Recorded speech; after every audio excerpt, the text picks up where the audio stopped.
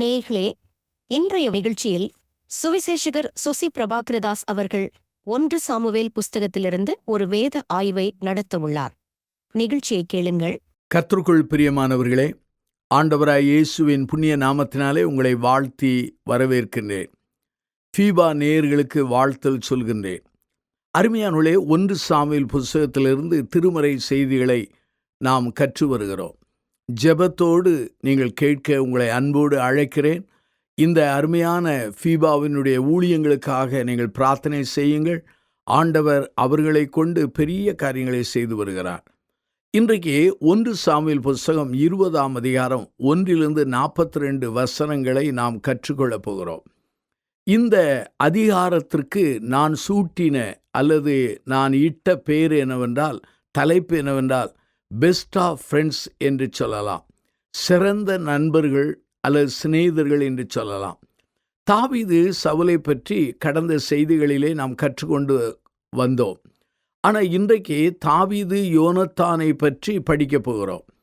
இந்த 20ஆம் அதிகாரம் ஒரு நீண்ட அதிகாரம். தாவீது யோனத்தானின் நட்பை பற்றி, சிநேகிதத்தை பற்றி அங்கே விளக்கப்பட்டிருக்கிறது. தாவீது யோனத்தானின் நட்பு சிறந்த நண்பர்களின் நட்புக்கு மாதிரியான நட்பாகும் அல்ல உறவாகும். சிறந்த நண்பர்களின் உறவிலே உடன்படிக்கைகளும் நட்பின் பூரணத்துவையும் நட்பின் செழிப்பின் தன்மையும் காணலாம். ஆங்கிலத்தில் சொல்ல வேண்டுமென்றால் ஃபுல்னஸ் அண்ட் ரிச்னஸ் என்று சொல்லலாம். ஆகவே இந்த தாவீது யோனத்தானுடைய நட்பினாலே நாம் நட்பினுடைய புதிய கோணங்களை கற்றுக்கொள்ளப் போகிறோம். 2 நண்பர்கள் நட்பு வைத்து ஒருவருக்கொருவர் உதவி செய்து பிறரை வளர செய்வது நண்பர்களின் பழக்கமாகும். இது ஒரு ஸ்லாக்கியமாகும். சிறந்த நண்பர்கள் உறவிலே அர்ப்பணிப்பு, அதாவது கமிட்டட், அந்த அர்ப்பணிப்போடு உறுதி காணப்படுகிறது. சிறந்த நண்பர்கள் ஒருவருக்கொருவர் அர்ப்பணிப்போடும் உறுதியோடும் காணப்படுவார்கள். அர்ப்பணிப்பு உறுதி இல்லாத கிறிஸ்தவ வாழ்க்கை ஒரு கிறிஸ்தவ வாழ்க்கை அல்ல. அர்ப்பணிப்பு உறுதி இல்லாத நட்பும் சிறந்த நட்பு அல்ல. இப்படிப்பட்ட நல்ல நண்பர்களை நம்முடைய வாழ்க்கையிலே நாம் காண கிடைத்ததென்றால் அது ஒரு பெரிய பாக்கியமாகும். திருமறையிலே நட்புக்கு சரியான மாதிரி உதாரணம் யாரென்றால் யோனத்தானும் தாவீதுதாகும். ஆகவே 1 சாமுவேல் புஸ்தகம் 20ஆம் அதிகாரம் 1-42 வசனங்கள், நீண்ட ஒரு அதிகாரம். கவனமாக வாசித்து பாருங்கள். இந்த செய்தியிலே முதலாவது சொல்கிறேன். முதலாவது, தாவீதும் யோனத்தானும் அர்ப்பணித்தலோடு உறுதியோடு வாழ்ந்ததை 1 சாமுவேல் புஸ்தகம் 20ஆம் அதிகாரம் 1-17 வசனம் உள்ள பகுதியிலே வாசித்தால் நாம் அறிந்து கொள்ளலாம். சிறந்த நண்பர்கள் எல்லா சூழ்நிலையிலும் உதவுகிற நிலையில் காணப்படுவார்கள். 1 சாமுவேல் புஸ்தகம் 20ஆம் அதிகாரம் 1 நீங்கள் 4 வாக்கியங்களை வாசித்து பாருங்கள். சிறந்த நண்பர்கள் எப்போதும் நண்பர்களுக்கு உதவும் நிலையில் இருப்பார்கள். சிறந்த நண்பர்கள் ஒருவருக்கொருவர் எப்போதும் தொடர்பு கொள்ளவும் பிறரை எந்த சூழலிலும் சந்திக்கக்கூடிய நிலையில் காணப்படுவார்கள். இந்த சுவாபங்கள் தாவீது யோனத்தானுடைய அந்த நட்பிலே காணப்பட்டது. 1 சாமுவேல் 20ஆம் அதிகாரம் 1 பாருங்கள்.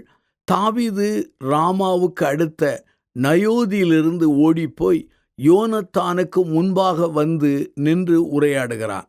நான் முதலாவது சொன்னேன் அல்லவா, நல்ல நண்பர்கள், சிறந்த நண்பர்கள் எப்போதும் பிறரை தொடர்பு கொள்வார்கள் அல்லது எப்போது பிறரை சந்திக்கக்கூடிய நிலையில் இருப்பார்கள். இந்த சூழ்நிலையிலே தாவீது யோனத்தானை சந்திக்கிறான். 20ஆம் அதிகாரம் 1 பாருங்கள். தாவீது சொல்கிறான், உமது தகப்பன் என் பிராணனை வாங்க தேடுகிறார் என்று யோனத்தானிடத்திலே மனந்திறந்து கூறுகிறார். அந்த 1 சாமுவேல் 20:2 பாருங்கள். யோனத்தானின் பதில் இவ்வாறாக காணப்படுகிறது.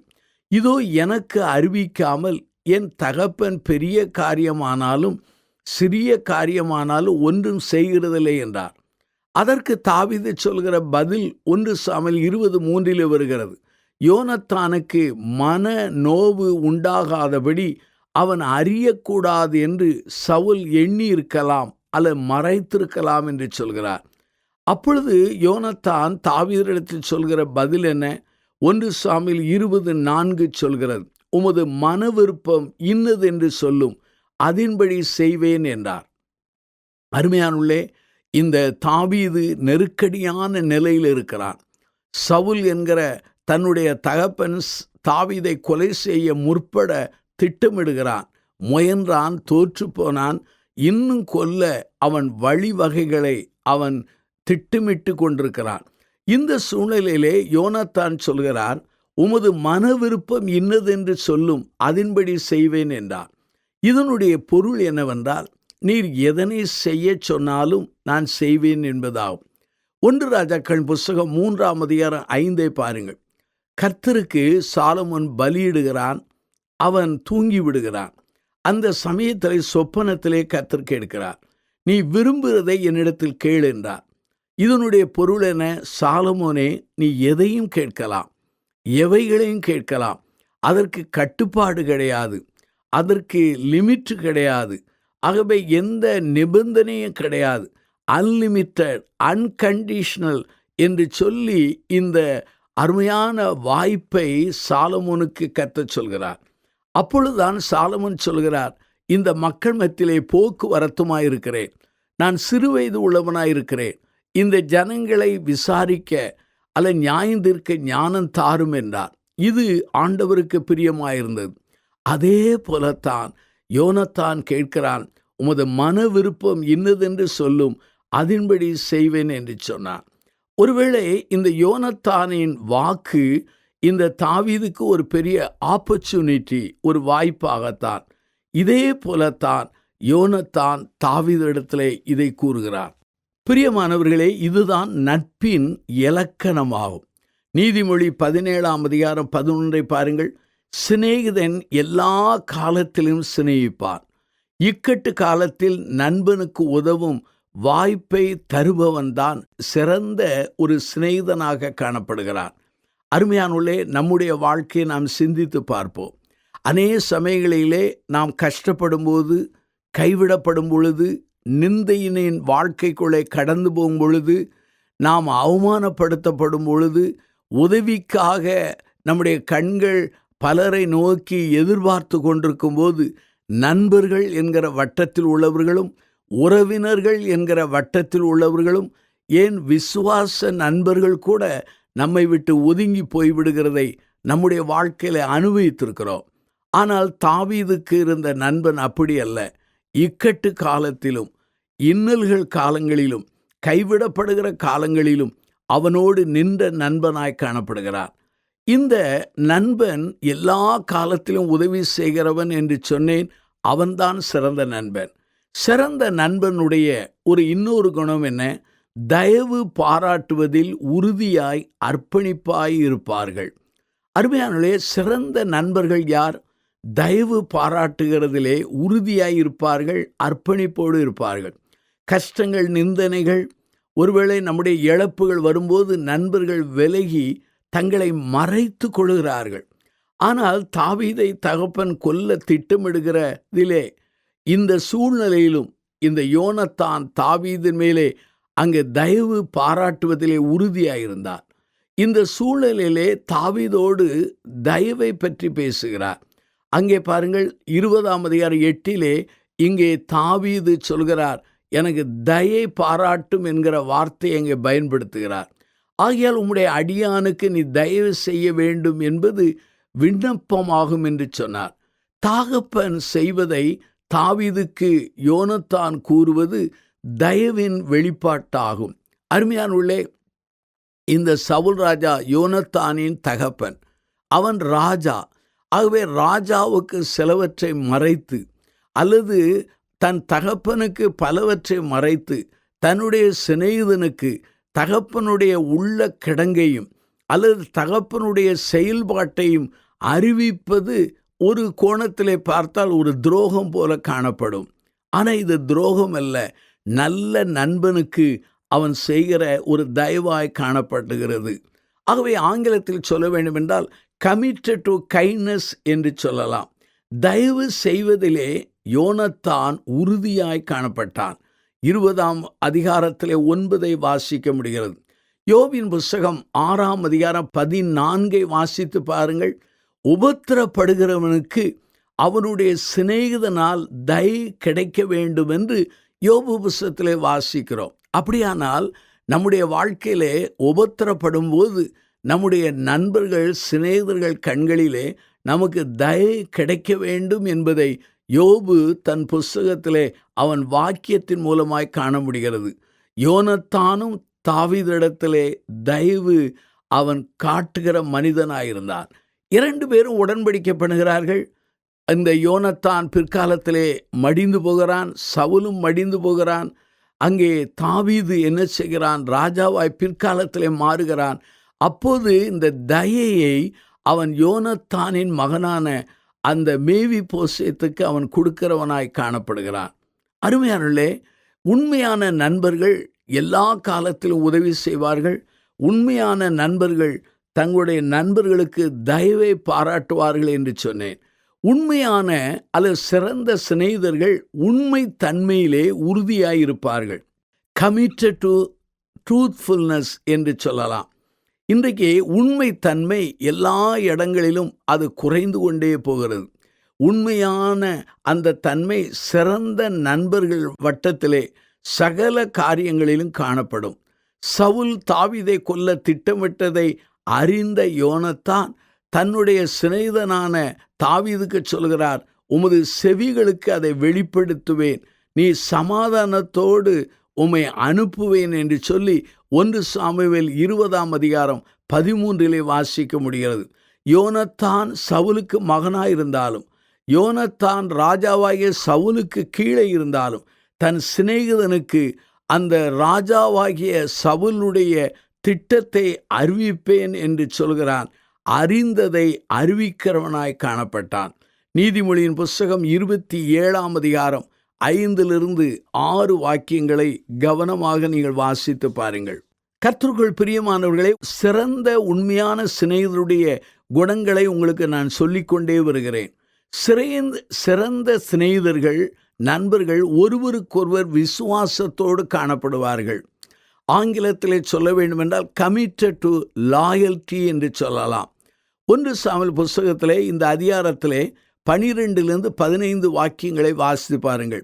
லாயல்டி என்கிற வார்த்தையானது விசுவாசம் என்று மொழிபெயர்க்கலாம், பற்று உறுதியோடு இருப்பதும் என்று மொழிபெயர்க்கலாம், நேர்மை என்றும் மொழிபெயர்க்கலாம், பிறழற்ற தன்மை என்றும் மொழிபெயர்க்கலாம்.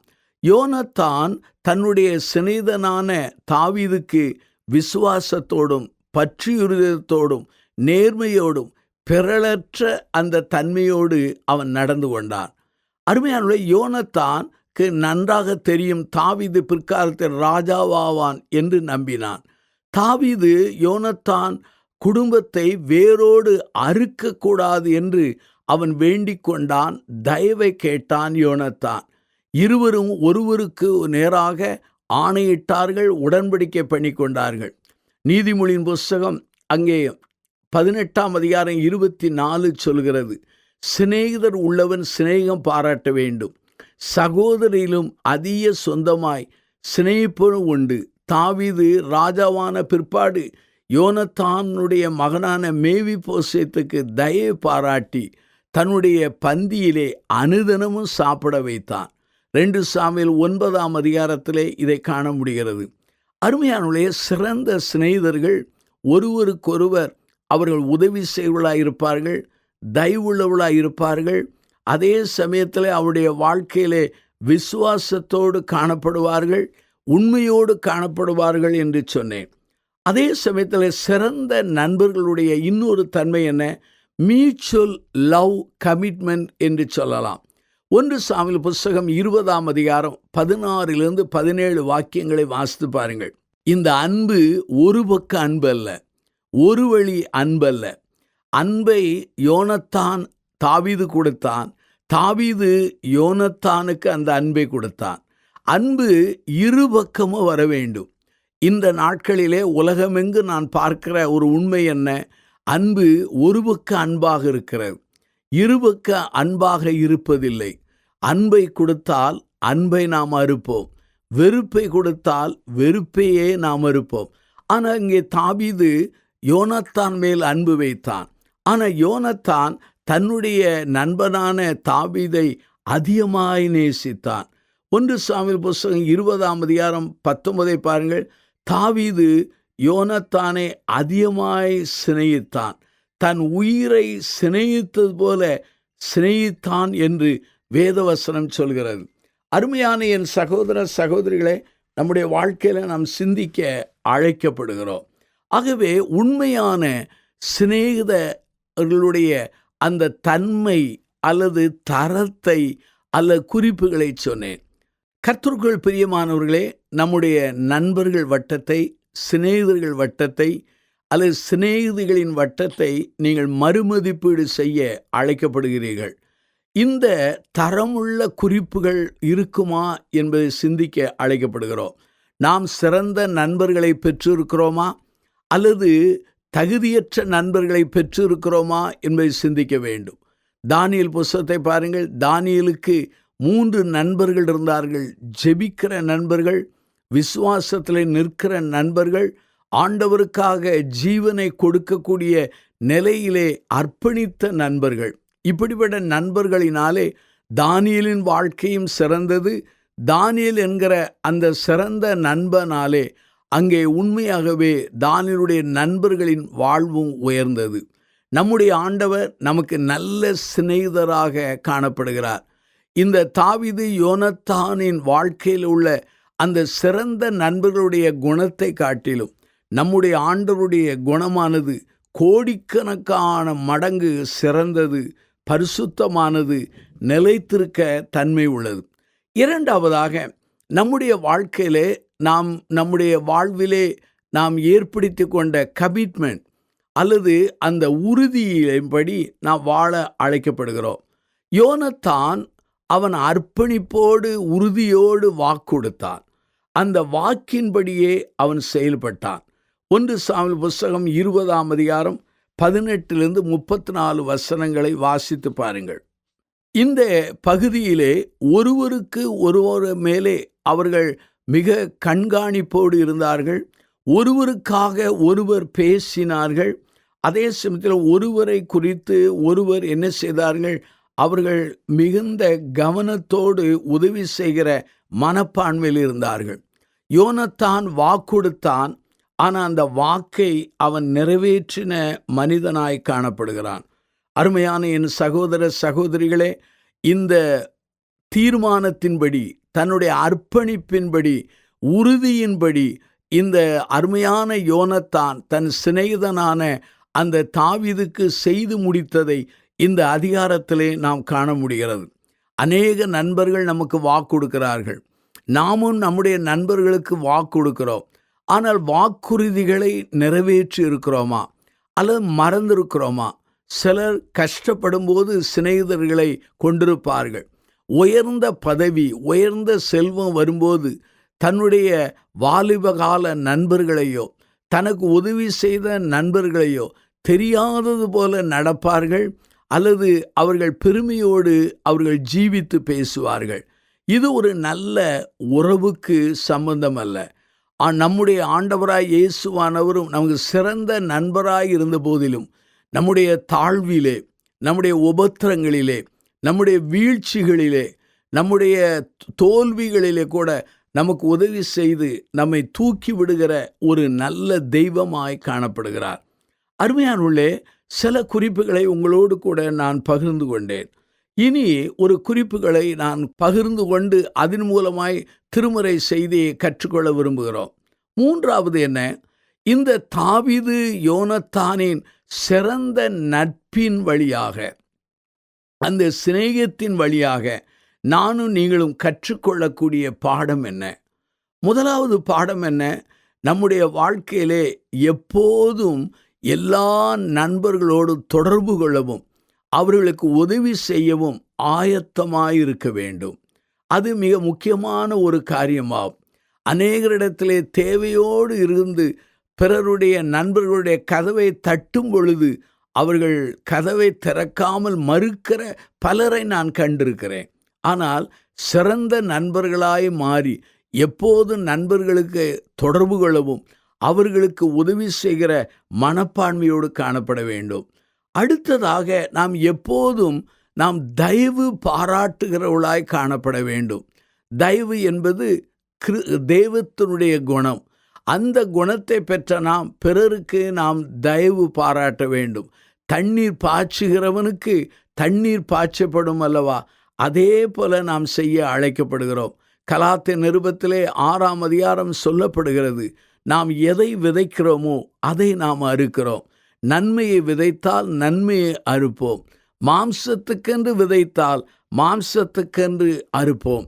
ஆவிக்கென்று விதைத்தால் ஆவிக்கென்று விதைப்போம். அருமையானவர்களே, நீங்கள் தயவு பாராட்டினால் உங்களுக்கு தயவு பாராட்ட ஆண்டவர் கடமை உள்ளவராயிருக்கிறார். எப்போதும் நம்முடைய நட்புக்கு விசுவாசத்திலே உறுதியாய் உண்மையாய் இருக்க வேண்டும். நண்பர்கள் தங்களுடைய ரகசியங்கள் தங்களுடைய பாரங்களை எல்லாம் பற்ற நண்பரிடத்திலே சொல்வார்கள். ஆனால் உண்மையான நண்பர்கள் மரியாளை போல தங்கள் இருதயத்திலே வைத்து அதை சிந்தித்து கொண்டு நமக்காக ஒருவேளை ஜெபிக்கிறவளாய் காணப்படலாம். ஆனால் இன்றைய நாட்களிலே பெரும்பான்மையான நண்பர்களிடத்திலே இந்த விஷயத்தை உங்களிடத்தில் மாத்திரம் சொல்லுகிறோம், யாரிடத்திலும் சொல்லாதிருங்கள் என்று சொன்னால் அவர்கள் ஒளியின் வேகத்தை காட்டிலும் வேகமாய் தூற்றி நம்மை அவமானப்படுத்துகிற பெரும்பான்மையான நண்பர்களை பார்க்கிறோம். உண்மையான நண்பர்களை கண்டுபிடிப்பது அரிது, சிறந்த நண்பர்களை கண்டுபிடிப்பது அரிது. ஆனால் இந்த தாவீது யோனத்தான் இவருடைய சிறந்த நட்பிலே காரணம் என்ன? உண்மையாயிருந்தார்கள். ஒருவருக்கொருவர் லாயல்ட்டியாக நேர்மையாய் நடந்ததை நாம் காண முடிகிறது. எவ்வாறு யோனத்தான் தாவீதுக்கு கொடுத்த வாக்குறுதியை அவன் நிறைவேற்றினானோ, அல்லது தாவீது ராஜாவாய் மாறிய பிற்பாடு தன்னுடைய நண்பனுக்கு கொடுத்த வாக்குறுதியை நிறைவேற்றினானோ, ஆகவே நாம் கொடுத்த அந்த வாக்குறுதிகளை உடன்படிக்கைகளை நிறைவேற்ற அழைக்கப்படுகிறோம். உடன்படிக்கை என்பது 2 மனிதர்கள் செய்கிற ஒரு தீர்மானம், ஒரு உறவாகும்.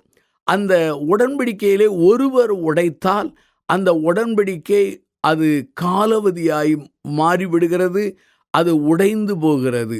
அருமையானவர்களே, நம்முடைய வாழ்க்கையிலே தெய்வமும் நாமும் அநேக சமயங்களிலே உடன்படிக்கை பண்ணுகிறோம். தெய்வத்தின் பட்சத்திலே அவர் உடைப்பதில்லை, உடைப்பதெல்லாம் நானும் நீங்கள்தான். அதே போல மனிதர்களோடு உடன்படிக்கை பண்ணுகிறோம். மனிதருடைய உடன்படிக்கையை நாம் உடைத்தால் அந்த உடன்படிக்கை காலவாதி ஆகிவிடுகிறது. ஆனால் தாவீதும் யோனத்தானும் செய்த அந்த உடன்படிக்கைகள் ஒரு நாளும் உடையாதபடி அவர்கள் காத்து கொண்டார்கள். யோனத்தானும் காத்து கொண்டான், தாவீதும் காத்து கொண்டான். நீதிமொழி 25ஆம் அதிகாரம் 19 நான் வாசிக்கிறேன். ஆபத்து காலத்தில் துரோகியை நம்புவது உடைந்த பல்லுக்கும் மொழி புரண்ட காலுக்கு சமானம் என்று சொல்லப்பட்டிருக்கிறது. அருமையானவர்களே, நம்முடைய வாழ்க்கையை நாம் சிந்திக்க வேண்டும். 2 சாமுவேல் 1ஆம் அதிகாரம் 26 யோனத்தான் மடிந்த பிற்பாடு தாவீது புலம்பல் பாடுகிறான். அப்போது சொல்கிறான், உன் சிநேகம் ஆச்சரியமானது, ஸ்திரீயின் சிநேகத்தை பார்க்கிலும் அதிகமாய் காணப்படுகிறது என்று சொன்னார்.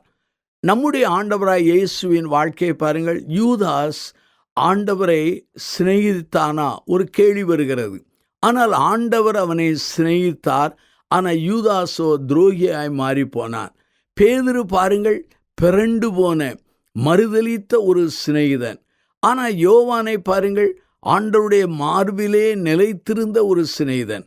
ஆண்டவர் அந்த சிநேகிதத்தை அவர் வழிநடத்தினார். அருமையானவர்களே, யோனத்தானே அவருடைய அன்பு, தாவீதின் அன்பு சிறந்த அன்பாக காணப்படுகிறது. ஆகவே சிறந்த சிநேகிதத்தை கொண்ட மக்களாக காணப்பட ஆண்டவர் நமக்கு உதவி செய்வார். கண்களை மூடி நாம் ஜெபிப்போம். அன்பின் பிதாவே, இந்த நல்ல நாளுக்காக நாங்கள் நன்றி சொல்கிறோம். ஆண்டவரே, யோனத்தானின் தாவீதின் சிநேகித்தை போல எங்களுக்கு நல்ல சிநேகிதர்களை தாரும் ஆண்டவரே.